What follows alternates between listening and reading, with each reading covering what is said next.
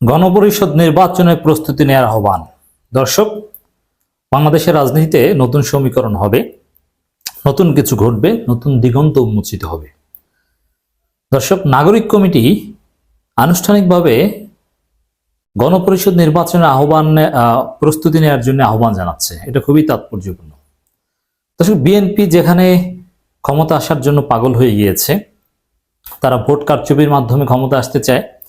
তারা সুষ্ঠু নির্বাচনের বন্দোবস্ত পরিবেশ তৈরি হওয়ার আগেই প্রিমেচিওর নির্বাচন চায়, কোনো ধরনের সংস্কার চায় না। তার আগেই গণপরিষদ নির্বাচনে আহ্বান, এটা কিন্তু একটা নির্বাচন। এই জায়গাটা নৈতিক বিরোধিতা করা বিএনপির জন্য অত্যন্ত কঠিন হবে। বিএনপি বারবার ধরা পড়ছে, তাদের অবস্থানগুলোর পক্ষে কোনো যুক্তি নেই। এবার শিক্ষার্থীরা, নাগরিক কমিটি, তারা যে দাবি সামনে এনেছে, এটা বিএনপিকে আরো বেশি ডিমোরালাইজ করবে। এটা তাৎপর্যপূর্ণ। হ্যাঁ, Jamaat Shibir beyond reasonable doubt সরাসরি শুরুতেই বলে দিবে তা না, একটা পর্যায়ে এসে গণপরিষদ নির্বাচনে রাজি হবে। দেখেন, একটা সহজ হিসাব, আপনাকে একটা নির্বাচন করতে হলে তো সংবিধান লাগবে, ন্যূনতম সংস্কার হলেও তো লাগবে। সে নির্বাচনটা যেমন এই তত্ত্বাবধায়ক সরকার অধীনে নির্বাচন, অন্তর্বর্তীকালীন সরকার অধীনে ডক্টর ইউনূস সরকার অধীনে নির্বাচন, এটাই তো সংবিধান অনুযায়ী অবৈধ। আপনি নির্বাচন করবেন কিভাবে? আপনার সংবিধান গ্রহণ করা লাগবে, নইলে তো হাসিনা এসে এই নির্বাচনকে অবৈধ ঘোষণা করে দিতে পারে। কারণ এক্সিস্টিং সংবিধানের অধীনে ডক্টর ইউনূস যেরকম সরকার, এই সরকার অবৈধ, আর এই সরকার যদি আপিল বিভাগের রেফারেন্স অনুযায়ী আপনি বৈধ ধরেও নেন, তার অধীনে নির্বাচন হবে, এরকম কোনো সিস্টেম নেই। অতএব আপনাকে সংবিধান গ্রহণ করতে হবে। সংবিধান গ্রহণ করবেন কিভাবে?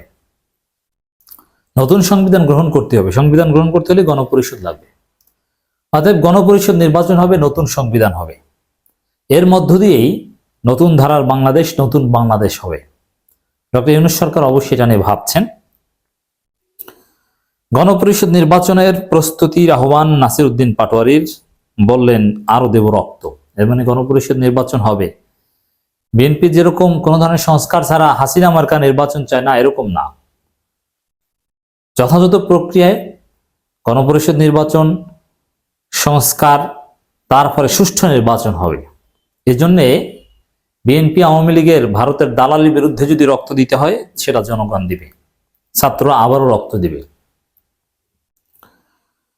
গণপরিষদ নির্বাচনের আহ্বান জানিয়েছেন জাতীয় নাগরিক কমিটির আহ্বায়ক নাসির উদ্দিন পাটোয়ারি। ৭২-এর সংবিধানকে মুজিববাদী একদলীয় সংবিধান আখ্যা দিয়েও তিনি বলেন, অথচ এই মুজিববাদী সংবিধানকে এখন ধারণ করছে বিএনপি। এটা বিএনপির জন্য একটা বড় ডিমেরিট যে বিএনপি নিজেরা মুজিববাদের ফাঁদে পড়েছে। বিএনপির একটা অংশ বিএনপি থেকে বের হয়ে আসবে নির্বাচনের আগে। এই সংবিধান থেকে বের হয়ে বহুদলীয় সংবিধান রচনার দিকে আমরা অগ্রসর হতে হবে। আর সংবিধান রচনা করতে হলেই তো গণপরিষদ লাগবে। সংবিধান তার প্রজ্ঞাপনের মাধ্যমে হয় না। বিচার ও সংস্কার প্রক্রিয়ায় কেউ কেউ বাধা সৃষ্টি করতে চায়, দেশীয় আন্তর্জাতিক কোনো ষড়যন্ত্র করতে চায়। সবাই মাঠে প্রস্তুত থাকবেন। রক্ত আমরা দিয়েছি, আরো রক্ত দেব। বাংলাদেশের যাত্রা অব্যাহত থাকবে ইনশাল্লাহ। আওয়ামী লীগের বিচারে বাধা দিতে চায় কারা? বিএনপি। অতএব আগামী দিনে জনগণের সংগ্রাম হয় বিএনপির বিরুদ্ধে, কারণ বিএনপি স্পষ্টতই ভারতের ফাঁদে পড়েছে।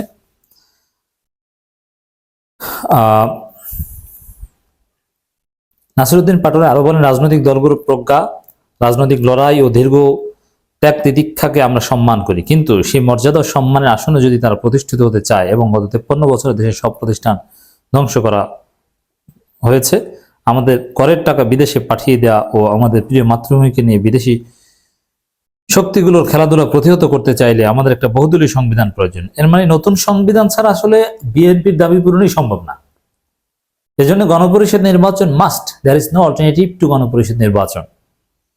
দর্শক, যারা জানেন না তাদের অবগতির জন্য জানাচ্ছি যে সাধারণত কোনো সংবিধান ব্যাপকভাবে সংস্কার করতে বা নতুন সংবিধান গ্রহণ করতে গণপরিষদ গঠন করা হয়, এবং গণপরিষদ নির্বাচনে বিভিন্ন পদ্ধতি আছে। পার্লামেন্টের মধ্যে দিয়ে সরকার গঠিত হবে, এবং গণপরিষদের মধ্যে পার্থক্য রয়েছে। গণপরিষদ ইজ খাস টু সংবিধান সংশোধন বা সংবিধান প্রণয়ন বা সংবিধান গ্রহণ। ৭২ সংবিধানের মাধ্যমে বাংলাদেশে বহুদলীয় গণতন্ত্র প্রতিষ্ঠা করা অসম্ভব, এমন মন্তব্য করে নাসির উদ্দিন পাটোয়ারি। আমাদের বহুদলীয় সংবিধান লাগবে, গণপরিষদের মাধ্যমে সংবিধান রচনার যে সুযোগ এই 24-এ এসেছে সেটি আমাদের কাজে লাগাতে হবে।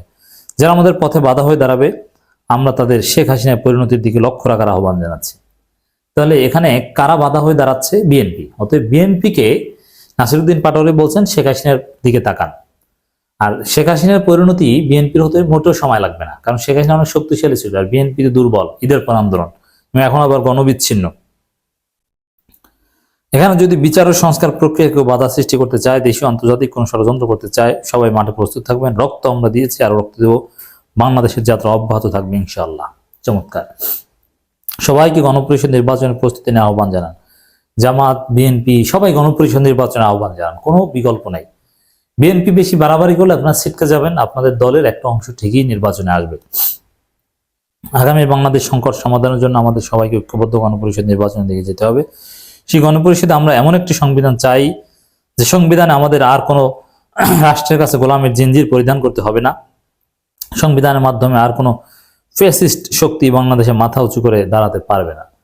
ফ্যাসিস্টদেরকে রুখতে হলে সংবিধানের ব্যাপক সংস্কার প্রয়োজন, আর এগুলোর জন্য গণপরিষদ মাস্ট। আরো নানান টেবিলে কথা বলেছেন নানান প্রশ্ন নিয়ে। এই নাগরিক কমিটির নেতারা, ছাত্র নেতারা কেউ কেউ বলছেন যে আমরা যখন এক দফা ঘোষণা করেছিলাম তখন বলেছিলাম আমরা হাসিনার পতনের পাশাপাশি ফেসিবাদী ব্যবস্থার বিলোপ চাই, নয় রাজনৈতিক বন্দোবস্ত চাই। এই জায়গাটাকে বিএনপি সরাসরি অস্বীকার করছে, অথচ এক দফা এটা স্পষ্ট ঘোষণা ছিল। সেখানে পতনের পর আমাদের আংশিক বিজয় হয়েছে, চূড়ান্ত বিজয় অর্জিত হয়নি। নয় রাজনৈতিক বন্দোবস্ত কায়েম হওয়া আগ পর্যন্ত জুলাই বিপ্লব চলবে। সুতরাং আমাদের রাজপথ ছেড়ে দিলে চলবে না। শেখ হাসিনা প্রতিষ্ঠিত ভারতীয় কর্তৃত্ববাদ নির্মূল না করা পর্যন্ত আমাদের লড়াই চলবে। ভারতীয় কর্তৃত্ববাদের সাথে 72-এর সংবিধান ওতপ্রোতভাবে জড়িত, এটা জামাত ইসলামীও বলেছে। জামাতের আমির হচ্ছে 72-এর সংবিধান এটা ভারতে বসে রচিত, অতএব এটাকে বাদ দিতে হবে, আর বাদ দিতে হলে আমাদের গণপরিষদ লাগবে। দর্শক, কথা স্পষ্ট, আমরা গণপরিষদ নির্বাচন চাই, আগে নতুন সংবিধান চাই, যে সংবিধান হবে 24-এর স্পিরিটের উপর ভিত্তি করে। হ্যাঁ, 71 থাকবে, প্রয়োজনে 47-ও থাকবে, প্রয়োজনে তিতুমিরের বাঁশের কেল্লাও থাকবে, কারো কোনো আপত্তি নেই। 71 নিয়ে কারো কোনো বিরোধ নাই, কিন্তু 71 নিয়ে অপরাজনীতি নিয়ে আপত্তি রয়েছে, 71 নিয়ে ব্যবসা নিয়ে আপত্তি রয়েছে। অনেকে 71 ব্যবসা করছেন, ভারতের এজেন্ডা বাস্তবায়ন হওয়া নিয়ে আপত্তি রয়েছে, এছাড়া কারো কোনো আপত্তি নেই। তো দর্শক, অতএব আমি যেটা ধারণা করছি যে বাংলাদেশে গণপরিষদ নির্বাচন হতে পারে, সমূহ সম্ভাবনা রয়েছে। বিএনপি এই গণপরিষদ নির্বাচন ঠেকানোর চেষ্টা করেও লাভ নেই। বিএনপির একটা অংশ গণপরিষদ নির্বাচনে আসবে এবং ডক্টর ইউনূস সরকার অধীনে আগামী নির্বাচনে আসবে। অতএব বিএনপির মধ্যে যারা তারুণ্যের শক্তিতে বিশ্বাস করেন, নতুনত্বে বিশ্বাস করেন, আওয়ামী ভারত এস্টাবলিশমেন্ট চান না, তারা অবশ্যই ঘুরে দাঁড়াবেন বিশ্বাস করি। অতএব বিএনপির ভিতরে বিএনপির তরুণ এবং বিএনপির বৃদ্ধ ভারতপন্থীদের মুখোমুখি হওয়া লাগতে পারে। অতএব ভারতের আধিপত্যবাদের বিরুদ্ধে লড়াই বিএনপির ভেতরেও চলবে। আপনারা দেখবেন যে বিএনপির ভিতরে দ্বন্দ্ব শুরু হয়েছে এটা নিয়ে।